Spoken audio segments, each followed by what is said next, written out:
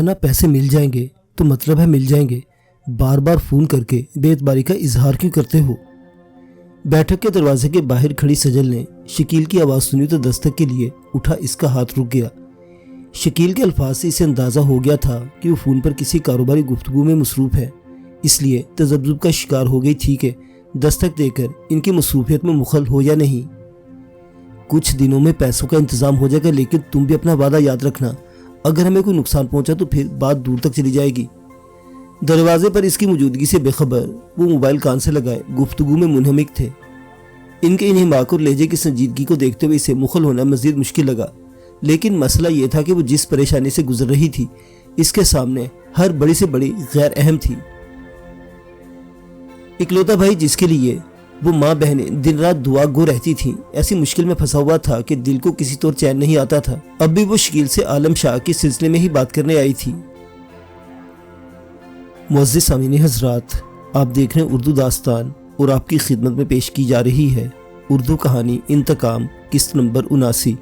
معزز سامعین، آپ سے امید کی جاتی ہے کہ ویڈیو کو لائک کریں اور چینل کو بھی سبسکرائب کر لیں، شکریہ۔ اجالا جہاں ہے ٹھیک ہے اور محفوظ ہے، تمہیں یا کسی اور کو اس کے بارے میں فکر مند ہونے کی ضرورت نہیں ہے۔ شکیل کے سخت اور سرد لہجے میں کہیں بات نے سے چکایا اور وہ خود اپنے خیال کی تردید کرنے پر مجبور ہو گئی کہ وہ کسی کاروباری گفتگو میں مصروف ہیں۔ میں نے کہا نا اجالا کا نام بھی زبان پر نہ لانا۔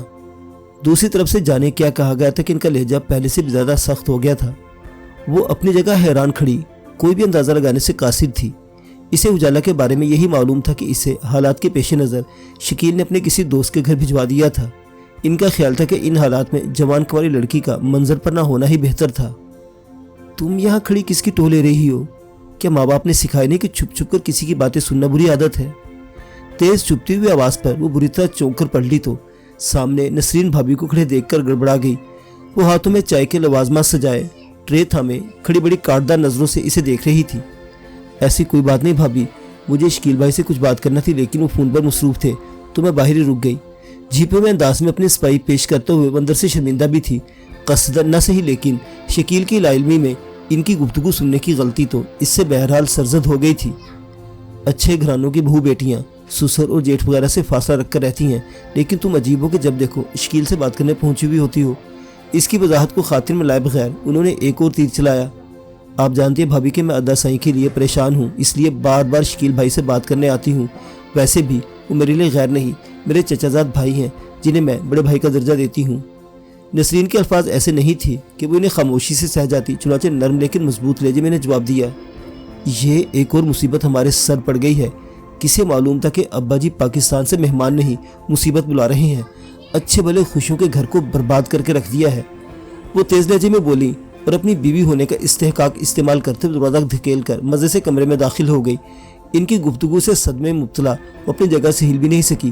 جب سے اس کا فیصل سے نکاح ہوا تھا وہ گھر کی خواتین کے رویے میں ایک کھچاؤ سا محسوس کر رہی تھی، لیکن اپنی قلبی کیفیت کی وجہ سے ان رویوں پر زیادہ غور نہیں کر سکی تھی۔ اب نسرین نے جو رویہ اختیار کیا اس نے اسے ہلا کر رکھ دیا۔ اتنی واضح نفرت اور بیزاری کے اظہار نے اسے جس احساس ذلت میں مبتلا کر دیا تھا، ایسی ذلت کا اس نے کبھی تصور بھی نہیں کیا تھا۔ ارے بھائی سجل، وہاں باہر کیوں کھڑی ہو؟ آؤ اندر آ جاؤ، مل کر چائے پیتے ہیں۔ شکیل فون کال سے فارغ ہو گئے تھے اور انہوں نے اسے کھلے دروازے کے سامنے کھڑا دیکھ لیا تھا۔ ان کے بلانے پر اپنی بے عزتی بھول کر اسے اندر جانا پڑا کہ ایک طرف ان کے بڑے ہونے کا احترام تھا تو دوسری طرف عالم شاہ کے سلسلے میں گفتگو کرنے کی خواہش۔ چائے بناؤ بھائی نسرین، سب مل کر چائے پیتے ہیں۔ اس کے چہرے پر چھائی یاسے سے نظریں چراتے ہوئے شکیل نے خوشگوار لہجے میں بیوی سے فرمائش کی، مجھے تو آپ معاف رکھیے، مجھے اپنی چائے کا ذائقہ خراب نہیں کرنا۔ وہ تن فن کرتی باہر نکل گئی۔ شاید کسی سے منہ ماری ہوئی، جو محترمہ کا موڈ اتنا خراب ہے۔ بیگم کی بد کا اثر ظاہر کرنے کے لیے شکیل ہنس کر بولے، میں آپ سے ادا سائی کے بارے میں بات کرنے آئی تھی شکیل بھائی۔ خبروں میں ان کے بارے میں جو کچھ کہا جا رہا ہے اسے سن سن کر میرا دل ہو رہا ہے۔ ادا سائی کو اس مصیبت سے نکالنے کے لیے ہمیں کچھ تو کرنا ہوگا۔ انسان جب ضرورت مند ہو اور مجبور ہو تو اسے بہت کچھ جان بوجھ کر نظر انداز کرنا پڑتا ہے۔ اس نے بھی نسرین کے رویے کو نظر انداز کر دیا اور جو بات کرنے آئی تھی وہ کہہ دی۔ مجھے تمہاری پریشانی کا احساس ہے سجل، میں خود بھی کم پریشان نہیں ہوں اور اپنے طور پر ہر ممکن کوشش کر رہا ہوں، لیکن صورتحال اتنی خراب ہے کہ کسی کوشش کا کوئی نتیجہ نہیں نکل رہا۔ सच पूछो तो इस वक्त मेरे लिए खुद को, घर वालों को और खुसूसन तुम्हें प्रोटेक्ट करना भी मुश्किल हो रहा है। बाज़ हलकों की तरफ से मुतालबा किया जा रहा है कि तुम्हें भी आलम और सरमद की तरफ गिरफ्तार कर लिया जाए। वो इसे परेशान कुन इत्तला दे रहे थे। बात सिर्फ तुम्हारी ही नहीं, हम पर भी दहशत गर्दों की सूरतकारी का इल्ज़ाम लगाया जा रहा है। लैंडलाइन समेत घर के हर फर्द का मोबाइल ऑब्जर्वेशन पर है। हम में से कोई बाहर जाता है तो इसकी निगरानी होती है। कई बार हम भाइयों को तफ्तीश के लिए बुलवाया गया है और गिरफ्तारी की तलवार मुसलसल हमारे सरों पर लटक रही है। तुम समेत हर फर्द को प्रोटेक्शन देने के लिए मैं पानी की तरह पैसा बहा रहा हूँ। कारोबारी ताल्लुकात अलग मुतासिर हुए हैं और हमारी बरसों की गुडविल पर वतन दुश्मनी के शकूक शुबहात भारी हो गए हैं। कोई एक परेशानी हो तो तुमसे कहूँ। वो बोलते बोलते चुप हो गए और परेशानी के आलम में अपनी पेशानी मसलने लगे। मसाइल की इस तवील फहरिस्त को सुनने के बाद सजल के मुमकिन नहीं था कि वो इनसे मजीद आलम शाह और सरमद की रिहाई के लिए कोशिश करने का मुतालबा कर सकती। वो मायूस से अपनी जगह से उठ खड़ी हुई। अरे जा कहाँ रही हो? चाहे तो तुमने पी ही नहीं। इसका इरादा समझ दो शकील ने से रोकने की कोशिश की। मेरा दिल नहीं चाह रहा है शकील भाई, प्लीज़ आप चाय पीजिए, मैं जाकर आज़म को देखती हूँ कहीं जाग ना गया हो। आयशा से जवाब देकर वो कमरे से बाहर निकल गई। दिल बहुत बोझल था और वो किसी से अपने दिल का बोझ नहीं बांट सकती थी। कुछ अर्सा कबल मेहमान की हैसियत से मोहब्बतों और इज्जत से नवाजने वालों के रवैये बदल चुके थे। इसे इन बदले हुए रवैयों पर शिकवा नहीं था कि वो समझ सकती थी कि इनकी वजह से वो लोग जिस मुश्किल में घिर गए हैं वो मामूली नहीं थी। काश आप ही यहाँ होते चाचा साई तो शायद मेरे सर पर हाथ रखकर मुझे कोई दिलासा देते। नियाज शाह के कमरे के सामने से गुजरते उसके दिल में एक होक सी उठी। अभी परसों ही नियाज शाह को ये कहकर घर से कहीं और मुंतकिल कर दिया गया था कि इस उम्र में इनके लिए ज़्यादा टेंशन लेना मुनासिब नहीं है, इसलिए बेहतर है कि वो घर से दूर ऐसी जगह रहे जहाँ तक कोई परेशान कुन खबर ना पहुँच सके। इनकी खिदमत के लिए अकील इनके साथ गया था और अकील की बीवी का मूड भी परसों से बहुत ख़राब था। इंसानों से तो कोई उम्मीद पूरी होना मुश्किल है मेरे मालिक, तू ही हमारे हाल पर रहम कर और हमें इस मुश्किल से निकाल। दिली दिल में दुआ करते हुए इस कमरे में आ गई जो निकाह के बाद इसकी और फैसल की मुश्तरका ख्वाबगाह करार पाया था। बिस्तर पर आज़म माँ और दुनिया की सब परेशानियों से बेनियाज गहरी नींद सो रहा था। तुम्हारे नाना और दादा साईं तुम्हारी दीद के लिए तरसते होंगे, लेकिन मैं इतनी मजबूर हो गई हूँ कि तुम्हें इन तक ले जाना तो दूर की बात, फ़ोन पर भी इनसे रब्ता नहीं कर सकती। इसके मुलायम बालों को नरमी से छूते हुए बेआवाज़ इससे मुखातिब हुई। आलम और सरमद की गिरफ्तारी के बाद से इसकी पाकिस्तान में किसी से बात नहीं हो सकी थी कि फ़ोन लोकल कॉल्स के अलावा हर कॉल के लिए ब्लॉक किए जा चुके थे। जब हर सहारा साथ छोड़ जाए तो इसे पुकारो जो कभी अपने बंदों को बेसहारा नहीं छोड़ता। मायूसी में घिरे दिल में ये ख्याल जागा तो इसने अपने रब के हुजूर हाजिर होने में देर नहीं लगाई और वज़ू करके जायनमाज़ पर खड़ी हो गई। नवाफिल की अदायगी के बाद दुआ के हाथ उठाए तो मसाइब से बोझल दिल का सारा गम आंसू बनकर आंखों से बह निकला। अपने रब के हुजूर इल्तिजा करते हुए कब सिसके हिचकों में बदली इसे पता नहीं चला। छनाके की जोरदार आवाज़ थी जिसने इसकी महवियत को तोड़ा। इसने घबराकर आवाज़ के माखज़ की तरफ देखा। दीवार के साथ ही एक आराइशी गुलदान कई टुकड़ों में तकसीम पड़ा हुआ था। शादी के नाम पर यही मातमी सूरत वाली औरत मेरे सर पर थोपने के लिए रह गई थी। घर को मातम कदा बनाकर रखते इस मनहूस औरत ने। इसके अकब में खड़ा हलक के बल धाड़ता वो मर्द इसका मुजाजी खुदा होने का एजाज़ रखता था और वो इसकी ज़ुबानी अपने लिए वो अल्फाज सुन रही थी जिसका इसने ज़िंदगी में कभी तसव्वुर भी नहीं किया था। डॉक्टर फिरदौस ड्यूटी ख़त्म होने के बाद पार्किंग में खड़ी अपनी गाड़ी में बैठी थी कि किसी ने दूसरी तरफ के शीशे पर उंगली से दस्तक देकर इसे पुकारा और फिर नहायत तेज़ी से दरवाज़ा खोलकर इसके बराबर वाली सीट पर बैठ गया। कौन हो तुम और क्या चाहते हो? फिरदौस घनी दाढ़ी मूंछों, रुखसार पर मोटे से मस्से और ब्राउन ग्लासेस वाले इस बंदे को यूं अपनी गाड़ी में घुसता देखकर हरासा हो गई थी। इसे अच्छी तरह याद था कि वो अपनी गाड़ी के सारे दरवाजे लॉक करके अस्पताल के अंदर गई थी, लेकिन वो शख्स इतने आराम से गाड़ी में आ घुसा था जैसे ये इसकी अपनी गाड़ी हो। डरिए मत, मुझे बस आपसे थोड़ी सी बातचीत करना है, लेकिन मैं नहीं चाहता कि हमारे दरमियान होने वाली गुफ्तगू किसी के इल्म में आए, इसलिए मुझे ये तरीक़ाकार इस्तेमाल करना पड़ा है। हुलिया की बनिस्बत इस शख्स का लहजा बहुत मुहज़्ज़ब था जिसके बायस फिरदौस के खौफ में कदरे कमी आई और ज़रा सी नाक चढ़ाकर नागवारी का इजहार करते हुए बोली, किसी से गुफ्तगू के लिए तरीक़ाकार नहायत गैर मुहज़्ज़बाना है। मुझे एहसास है, लेकिन मैं पहले अपनी मजबूरी का जिक्र कर चुका हूँ। ठीक है, जो बोलना है बोलो। फिरदौस अपने माथे की शिकने कम न होने दी। पहले यहाँ से चलिए, ज़्यादा देर पार्किंग में रहकर गुफ्तगू करना मुनासिब नहीं होगा। तुम मुझे कहाँ ले जाना चाहते हो? वो एक बार फिर तशवीश में मुब्तला हुई। स्टीयरिंग आपके हाथ में है, आपका जहाँ चाहे रुख कर ले, बस मुझे आपका थोड़ा सा वक्त दरकार है। मैं यहाँ खुद को निस्बतन महफूज महसूस कर रही हूँ। फिरदौस ने साफ़गोई का मुजाहरा किया, लेकिन मेरे हिसाब से जगह मुनासिब नहीं। यहाँ आपकी जान पहचान का कोई भी फ़र्द आ सकता है اور میں نہیں چاہتا کہ بعد میں آپ کو میرے حوالے سے کسی کو کوئی وضاحت دینا پڑے۔ اس نے نرمی سے فردوس سے اختلاف کیا، لیکن وہ اپنی گاڑی کو پارکنگ سے نکالنے میں متذبذب تھی۔ میں آپ سے دوستانہ ماحول میں گفتگو کا خواہش مند ہوں، ورنہ میرے لیے کوئی مشکل بات نہیں تھی کہ میں آپ کو کوئی ہتھیار دکھاتا اور آپ کو اپنے ساتھ چلنے پر مجبور کر دیتا۔ اس نے فردوس کا تذبذب دیکھ کر ایسی دلیل دی جسے وہ رد نہ کر سکی، اور ایک گہری سانس لیتے ہوئے اس نے اگنیشن میں چابی گھما دی۔ اعتماد کا شکریہ، انشاءاللہ آپ کو اپنے فیصلے پر کوئی پچھتاوا نہیں ہوگا، وہ آہستہ سے بولا۔ جواباً فردوس خاموش رہی۔ اب بتاؤ کیا مسئلہ ہے؟ گاڑی پارکنگ سے نکل کر سڑک پر دوڑنے لگی تھی جب فردوس نے سے پوچھا۔ میں آپ سے عالم شاہ اور سرمد کے بارے میں گفتگو کرنا چاہتا ہوں۔ اس نے گویا فردوس کی سماعتوں میں بم پھوڑ دیا۔ کون ہو تم؟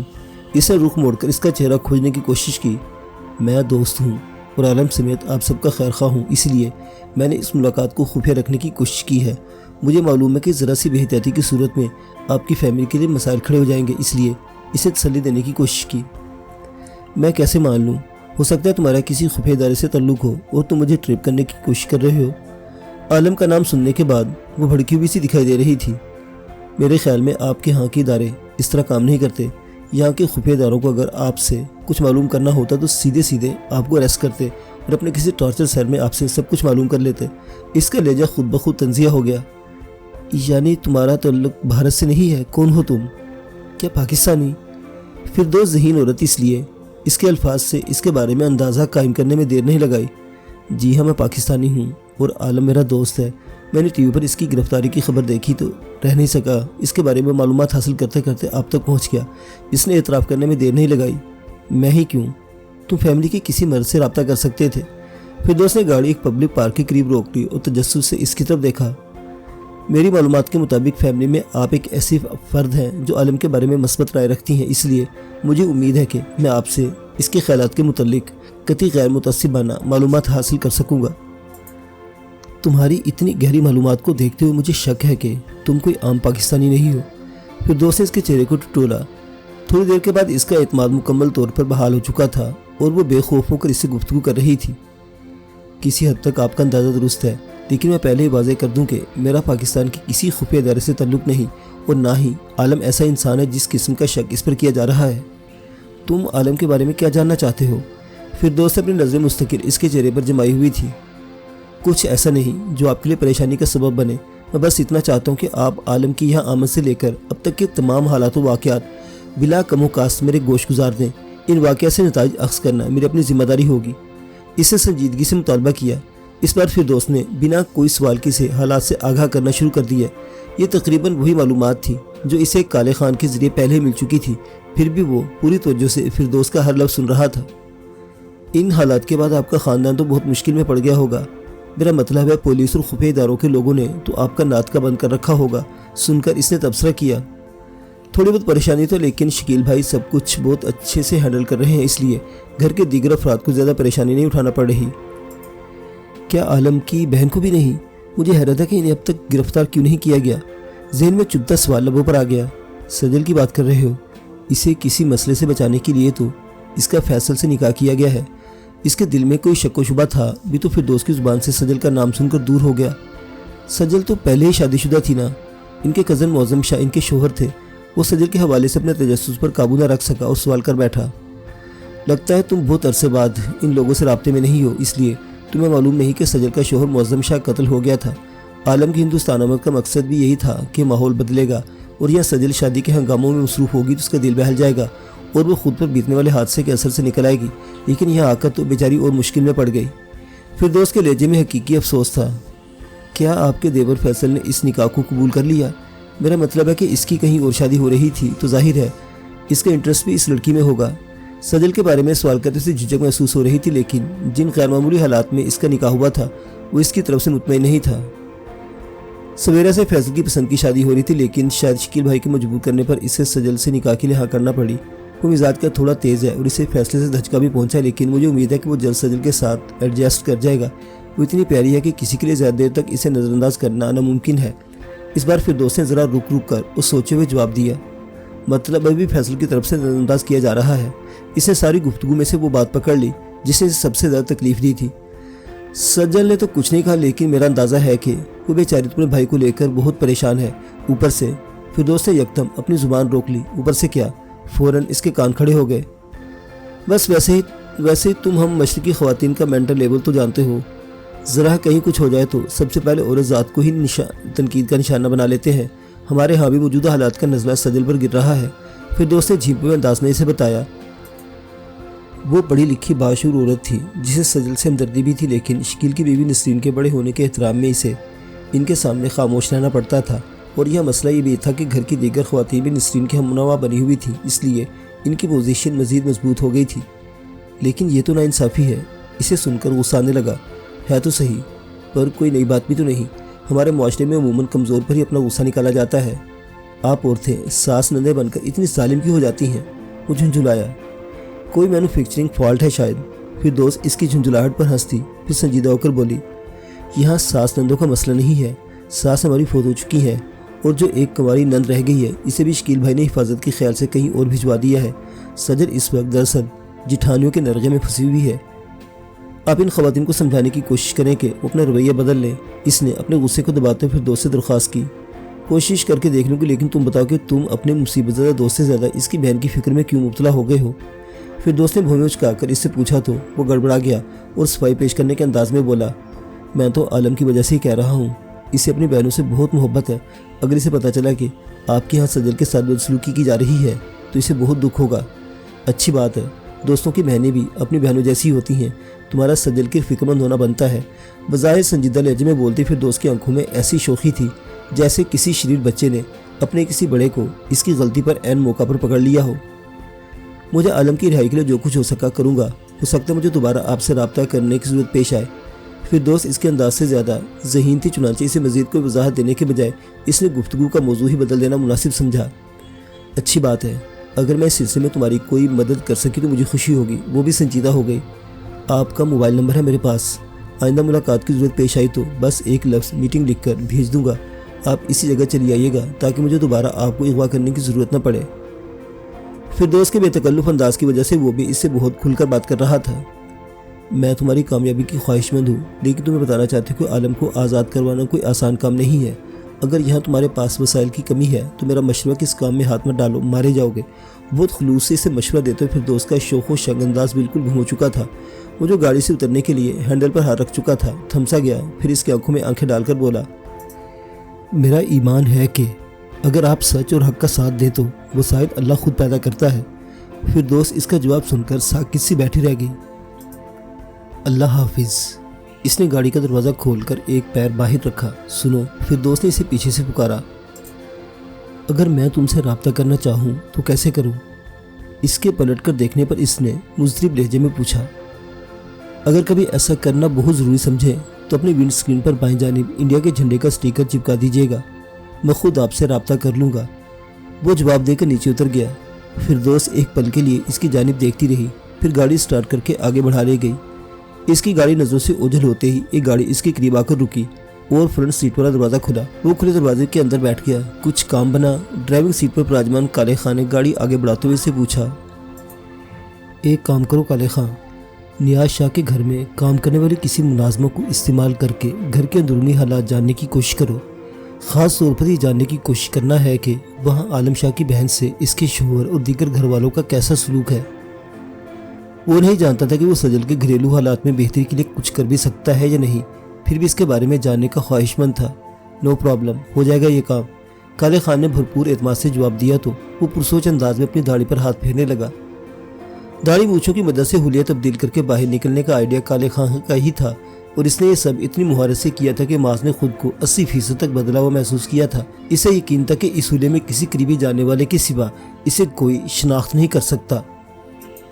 तुमने अपनी टीम बना ली है।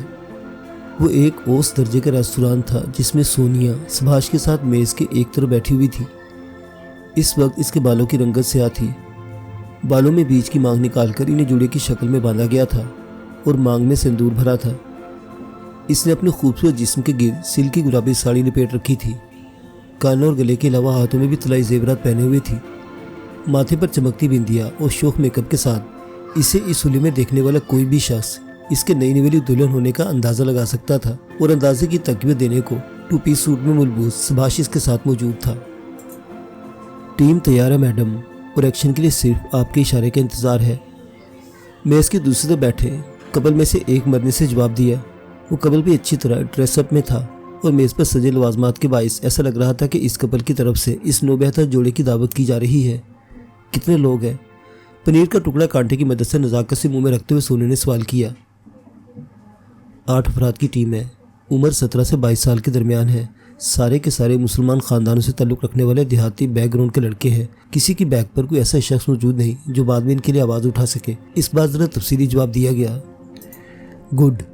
सोने ने कोल्ड ड्रिंक का एक घूंट भरा और यूँ उस बाश की प्लेट में एक कटलस रखा जैसे एक जाने वाली बीवी अपने शोहर का ख्याल रख रही हो। लड़कों को मिशन के बारे में ब्रीफ किया है।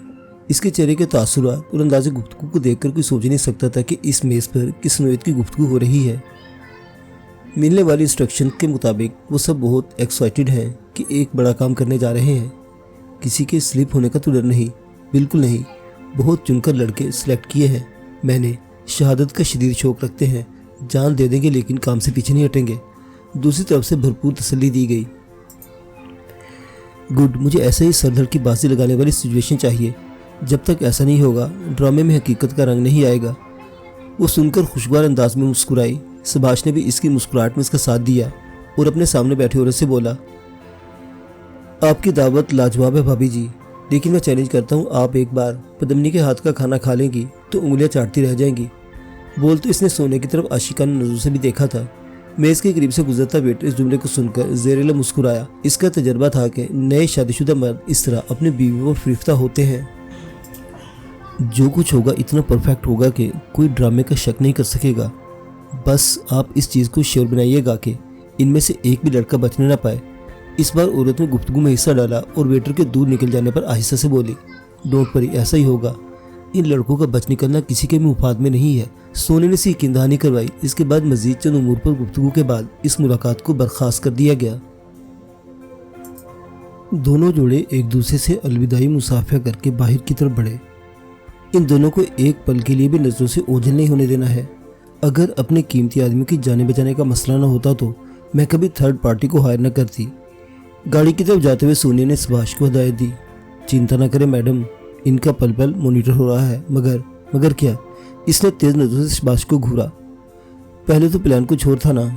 पहले मास था हमारे पास, अब वो नहीं है, इसलिए प्लान को थोड़ा सा चेंज करना पड़ा। कि इतनी मामूली सी बात तुम मेरे बताए बगैर भी नहीं समझ सकते? इसका मूड सुभाष को जवाब देते हुए खासा ऑफ हो गया था। सॉरी मैडम, सुभाष ने नामत से कहते हुए फ्रंट के दोनों दरवाजे अनलॉक किए। सुभाष फास्ट, जल्दी गाड़ी स्टार्ट करो और मेन रोड पर लो। अभी वो अंदर ही बैठ रहा था कि सोनिया की तेज लहजे में बोली और खुद इससे भी ज़्यादा तेज़ी से गाड़ी में बैठ गई। हरी अब सुभाष, हमें हर सूरत इस ग्रे शिराड को पकड़ना है जो अभी भी यहाँ से गुजरी है। कौन सी ग्रे शिराड मैडम? सुभाष जो गाड़ी को मुश्किल से सर्विस से मेन रोड पर लाया था, सामने की तरफ नजर दौड़ाता हुआ बोला, इसे ट्रैफिक के हजूम में कोई ग्रे शिराड नजर नहीं आ रही थी। वो आगे निकल गई है, तुम तेज चलाओ, हम इसे पकड़ लेंगे। वो खासी पुरजोश थी। इसमें कौन था मैडम? सुभाष ने गाड़ी की रफ्तार बढ़ाई और ट्रैफिक में से रास्ता बनाने की कोशिश करते हुए पूछा। माज। इसने दाढ़ी मूछें रखी हुई थी और आंखों पर सनग्लासेस भी थे, लेकिन मैंने इसे पहचान लिया है। वो भी पहली जैसी पुरजोश थी, लेकिन इसका जवाब सुनकर सुभाष ने खुदकार अंदाज में गाड़ी की रफ्तार कम कर दी। मुझे यकीन था कि वो जिंदा है और मैंने इसे अपनी आंखों से देख लिया है। अपने जोश में वो फौरी तौर पर सुभाष की हरकत को महसूस नहीं कर सकी थी। आपको कोई गलतफहमी हुई होगी मैडम? कोई गलतफहमी नहीं हुई, मुझे यकीन है कि वो माजी था। इससे सुभाष की राय को कोई अहमियत नहीं दी और फिर जरा झुंझुलाए हुए लहजे में बोली, मैंने तुमसे कहा था कि गाड़ी की रफ्तार बढ़ाओ। इतने ट्रैफिक में ये रफ्तार ठीक है मैडम, मजीद रफ्तार बढ़ाकर मैं किसी हादसे को आवाज़ नहीं दे सकता। हमारा पुलिस की नज़रों से दूर रहना ज़रूरी है। सुभाष का लहजा मोदी बना, लेकिन अंदाज लुटोक था। हाओ। सोने बेख्तियार ही इसे एक गाली दी और मुश्किल अंदाज में अपना पर्स खोला। मैं तुम्हें गोली मार दूंगी। नन्हा सा ऑटोमेटिक पिस्टल इसकी चूड़ियों और मेहंदी से सजे हाथों में अजनबी लग रहा था। गाड़ी में रिसीवर अब भी मौजूद है, आप इस पर सिग्नल्स चेक कर सकती हैं। अगर सिग्नल्स मिलते हैं तो आपके हुक्म पर अमल करने के लिए तैयार हूँ। इसके गुस्से के जवाब में सुभाष ने खुद को काबू में रखा। मैं इस फजूल रिसीवर को नहीं मानती। सोने ने अपना सर झटका। आई एम सॉरी मैडम, मैं भी आपकी बात ना मानने पर मजबूर हूँ। मुझे ऊपर से ऑर्डर मिला है कि मास्क की तलाश बेकार समय ज़ाया करने के बजाय हमें अपने टारगेट को फोकस करना है। ओके। وہ سباش کی بات سن کر ڈھیلی پڑ گئی اور پسٹل واپس اندر رکھ کر پرس بند کر دیا۔ اسے معلوم تھا کہ جس گاڑی میں اسے معاذ کی موجودگی کا شک ہوا تھا وہ گاڑی اس دوران ٹریفک کے ہجوم میں کہیں غائب ہو چکی ہوگی، اس لیے اب سباش سے الجھنا بے معنی تھا۔ جیسے ہی کام پورا ہو اس مڈل پارٹی کو بھی اڑا دینا، ہمیں کہیں بھی خود تک پہنچنے والے نشانات باقی نہیں رہنے دینے ہیں۔ خود کو پرسکون کر لینے کے بعد وہ دوبارہ ایسے پہلی والی بات پر آ گئی تھی جیسے درمیان میں کچھ ہوا ہی نہ ہو۔ As you wish madam. کچھ دیر قبل ہی حکم عدولی کرنے والا سبھاش ایک بار پھر تابعدار بن چکا تھا۔ کیا جو میں نے دیکھا وہ کوئی ایلوین تھا؟ کیا معاذ سچ میں مر چکا ہے؟ نظریں خاموشی سے باہر دوڑتی گاڑیوں پر ٹکائے وہ خود سے سوال کر رہی تھی، لیکن بار بار اس داڑھی مونچھ والے کی جھلک سے ان کے پردے پر لہر آ جاتی تھی۔ ایک جھلک میں کسی بدلے ہوئے حلیے میں شناخت کر لینا آسان نہیں تھا۔ وہ تو یہ بھی نہیں دیکھ سکی تھی کہ اس تیز رفتار گاڑی کی ڈرائیونگ سیٹ پر کون موجود تھا۔ گاڑی کا نمبر بھی دیکھنے کا موقع نہیں ملا تھا، لیکن دل بار بار یہی کہہ رہا تھا کہ جس کی ایک جھلک دیکھی تھی وہ معاذ ہی تھا، اور یہ دل معاذ کے معاملے میں جانے کیوں کچھ نہ کچھ کہنے لگا تھا۔